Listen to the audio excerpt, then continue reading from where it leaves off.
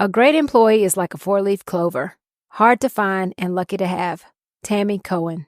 Today's episode is all about the most important people in your business. Who are they? How they can make or break your business, and where do you find them? You have the power to be the boss of your own life. I'm your host, Monica Allen. I'm a wife, mom, entrepreneur, best-selling author, lifelong learner, and your biz bestie. I have a love and passion for all things small business. Growing my own company from $700 to over 7 figures annually, my goal is to bring you inspiration, business-focused topics and tips, encouragement, and a community that helps you launch, grow, and scale your business, whether you are a dreamer, a side hustler, or a seasoned entrepreneur. You are listening to the Become Your Own Boss podcast. Happy summer. I wanted to share with you this throwback episode from the very, very early days of the podcast. This, however, is one to be reiterated because these two elements are truly the lifeblood of every business. Get them right and you're on a road to success. Take a listen to my interview with Jennifer Grayer and my takeaways shared at the end. Today, I continue my conversation with Jennifer Grayer. In case you missed last week's episode, Jennifer created her vision of Lollibop Sweet Shop in 2015. After 5 years of serving the Atlanta area with some of the best sweet treats imaginable, she decided to close her doors this year, but not without a toolbox full of lessons that she is gracious enough to share with us. We will jump right into part 2 of our series with Jennifer. Take a listen.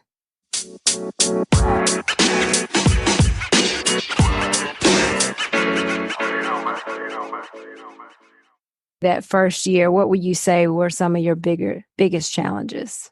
Oh, girl. It's always going to be employees. So that was the number one challenge from day one to day 10,001. So however long, that 5-year period was, I know it's not 10,000 days, but it's a consistent issue that I think every small business owner has to face. And how you navigate that is, totally unique to your business. I never quite figured out the right mix. It's really hard to find dependable people that believe in your value and your brand and that want to grow it with you. It's hard to find people that are dedicated, that want to come in every day and offer a good quality of service and just help you, as opposed to just coming in and kind of taking up space. So I tried to be strategic in the people that I hired. A lot of them were great. Quite a few of them were not. But, you learn very quickly. You either learn that you either need to get rid of them or you need to put them in a role that they are good at and that you don't have to necessarily babysit every single step they do. So you kind of play a little bit more to their strengths once you learn what they're good at. Or if they are just dragging you down and costing you money, then you just have to cut your losses and get rid of them. It does everybody a favor. It does them a favor because they're frustrated. It does you a favor because you're frustrated in the process. So just, recognize very early on, like who's going to be an asset and who's not. Right. Yeah, that's like the most expensive piece of running the business. And it's probably the most tiring piece of trying to figure out just the right fit. Yeah, I totally agree with that. And I think another thing that I had to deal with, I had a very specific and strategic concept for what I wanted. So I did expand from it just being a bakery to a full-on sweet shop. But your customers, your customer base will dictate to you exactly what they want you to do and what they want you to sell.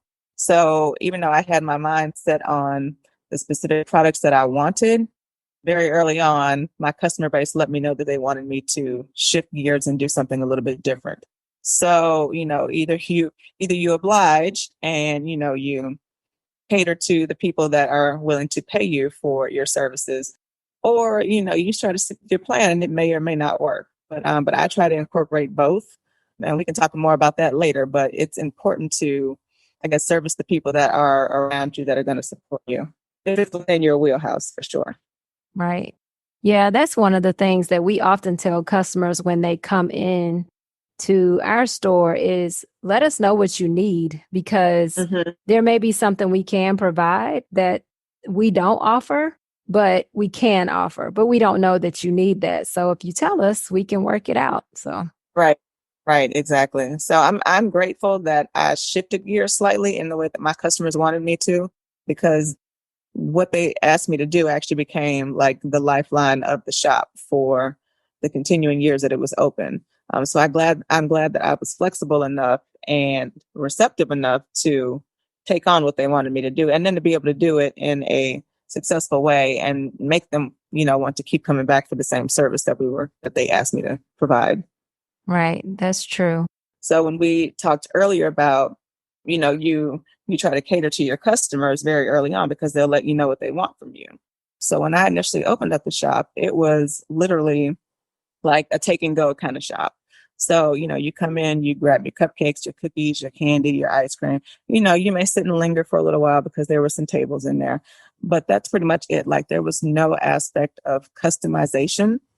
Like everything that we offered is what you could have. Like you weren't going to come in and be like, oh, can I get, cookies with this and, X, Y, and Z in them? And I was like, well, these are the offerings for today, but maybe I will think about some type of combination like that later on. And really the business turned that way. Like it became more of a custom baked business than it was a retail business, so to speak. Gotcha. So I began doing custom cakes and all these fantasy cakes.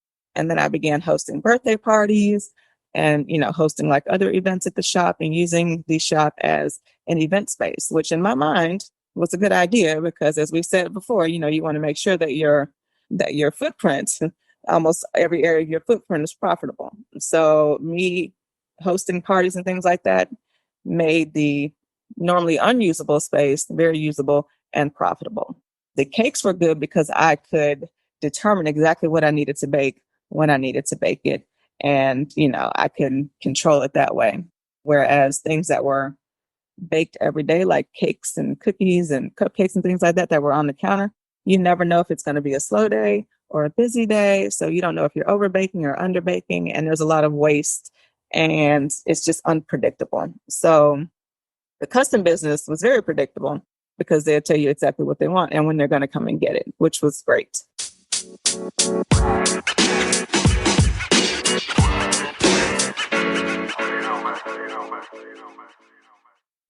There are two important groups of people when it comes to your business, and Jennifer mentioned both of them. It is quite obvious and probably goes without saying, but employees and, of course, customers are essential to every successful business. If you are a sole proprietor, you're currently your sole employee. Now, we like to refer to our employees as team members because we are all a part of a team. Just like a football or basketball team with one goal, which is winning, we all have one goal at Zeus's Closet as well, which is ultimately to provide our customers with the best quality and most creative decorated apparel in the world. As Jennifer and I discussed, there are a lot of variables that come into play once you begin adding team members to your company. Finding the right people for your company can be difficult and daunting. I honestly don't like the hiring process because it takes you away from the day-to-day, but it's very important. We, like Jennifer, haven't always gotten it right, but I do feel like over time we have gotten better with the hiring process. And because it is one of your most expensive line items on your profit and loss statement with salaries, health benefits, company Medicare and Social Security matches, it helps tremendously if you get more of it right out of the gate. And hiring people is only the first step.